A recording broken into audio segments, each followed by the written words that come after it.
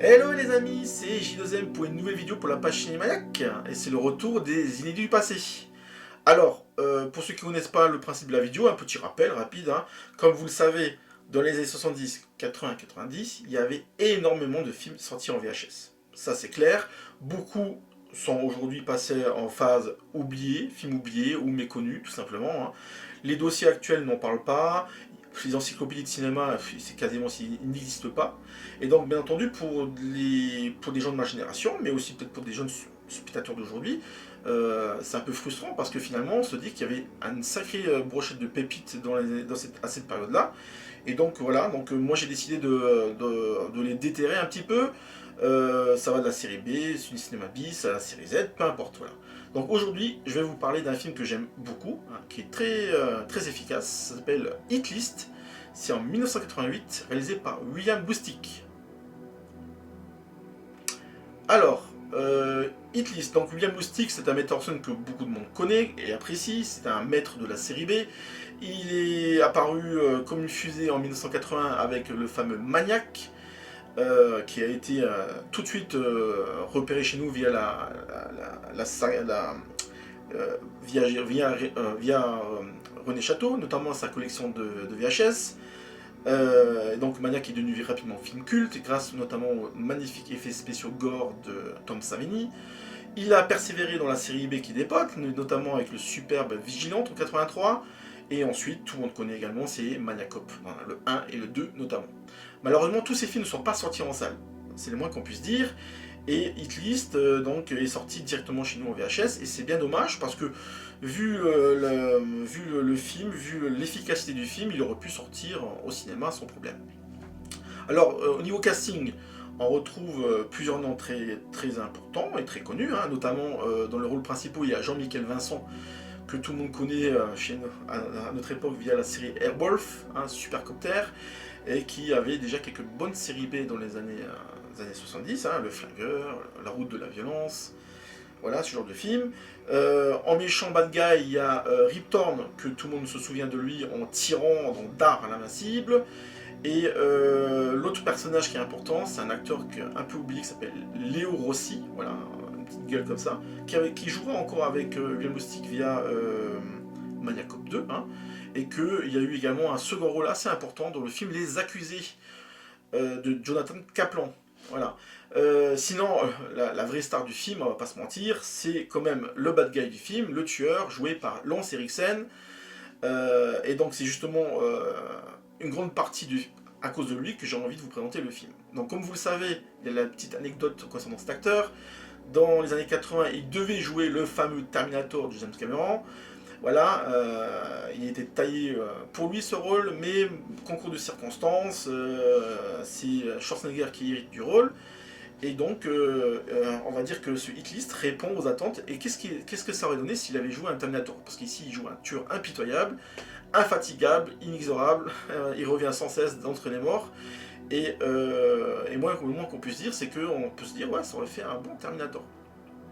Lance Henriksen, bien sûr, c'est un peu le chouchou de cette série B, puisque, bien sûr, à l'époque, il s'était fait connaître d'abord via des seconds rôles, hein, on l'a vu dans Le Prince de New York, dans Rencontre du troisième type, dans Damien, dans L'étoffe des héros, avant de connaître la gloire grâce à Terminator et son second rôle, et ensuite il a enchaîné jusque pendant très longtemps un nombre incalculable de second rôles dans des séries B, dont certains sont cultes, hein, donc Alien le Retour, hein, le personnage de Bishop, le vampire de Aux Frontières de l'Aube, le fameux père de famille du Buckinhead, etc., etc. Voilà, on va pas tous les faire. Et Hit List, là, faisait partie de ces films où il jouait les bad guys, puisque les bad guys, il en a joué beaucoup, hein, Johnny Bellegueule, Mort au vif, etc., etc., Chasse à l'homme, voilà, de John Woo, par exemple, hein. Alors, de quoi parle Hit List? Parce que c'est ça un peu le sujet du film, hein. Alors, pour être simple, au début du film, donc, il y a des agents du FBI, notamment un qui est joué par Charles Napier, qui arrête lors d'un enterrement deux mafieux, notamment ce fameux Léo, l'acteur que j'ai dit tout à l'heure. Et au même moment, donc le fameux méchant du film sort du tribunal et apprend via un de ses contacts que ces deux sbires se sont fait arrêter. Voilà. Donc lui qui jouait, qui faisait un peu le coq devant le tribunal, façon Robert De Niro dans Les Incorruptibles, se retrouve un peu piégé et donc il décide d'engager son fameux tueur maison, joué par Lance Henriksen, pour les éliminer. Parce que ces deux anciens sbires, on va dire, hein, sont devenus des témoins à charge. Voilà. Donc il envoie ce tueur. Ce tueur, malheureusement, va se tromper de maison. Donc c'est le fameux cliché dans Blue Team où en fait le 6 devient un 9 et le 9 devient un 6. Voilà. Donc il se trompe de maison. Il fait un massacre dedans, on va dire. Hein, il fait beaucoup de dégâts. Et il kidnappe le fils du voisin, alors qu'il, donc le fils de l'acteur joué par Jean-Michel Vincent, alors qu'il pensait que c'était celui de sa cible. Donc voilà. Et donc, il se trouve que donc, le père de famille va s'allier avec un des témoins à charge pour essayer de le poursuivre, essayer de retrouver la trace de son fils.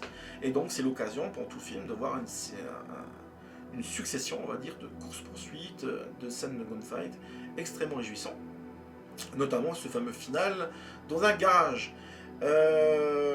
Donc c'est super efficace. Le truc amusant avec le tueur, c'est qu'en fait, le jour, c'est un vendeur de chaussures où il séduit des vieilles rombières, on va dire. Et la nuit, il s'habille en tueur, on va dire, avec un couteau, son pistolet silencieux. Et en fait, il exécute ses missions, quoi. Et dès sa première mission, on le voit rentrer dans une prison et éliminer les gardiens, tout le monde, tout ce qui se trouve dans son chemin, avec une efficacité et une nonchalance absolument incroyable, ce qui est totalement amusant.